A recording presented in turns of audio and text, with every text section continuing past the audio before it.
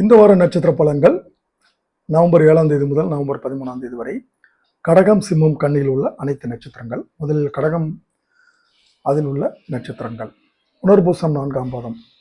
ராசிகள் உச்சமாக சஞ்சரிக்கும் குருவின் பார்வையால் பூர்வீக சொத்தில் ஏற்பட்ட பிரச்சனைகள் விலகும்.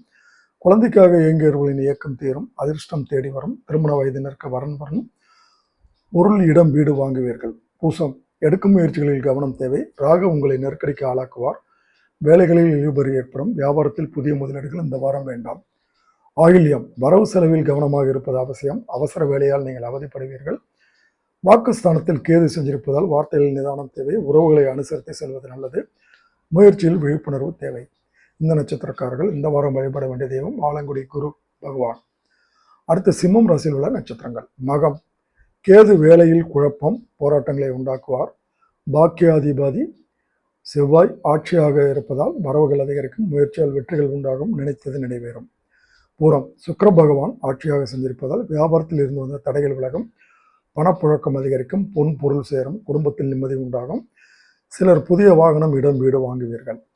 உத்திரம் 1ஆம் பாதம். சூரியனால் தடைப்பட்ட வேலைகள் நடக்கும். உத்தியோகத்தில் இருப்பவர்களுக்கு நீண்ட நாள்களாக தடைப்பட்டிருந்த இடமாற்றம் கிடைக்கும். விரைய குருவின் பார்வைகளால் அதிர்ஷ்ட வாய்ப்புகள் தேடி வரும்.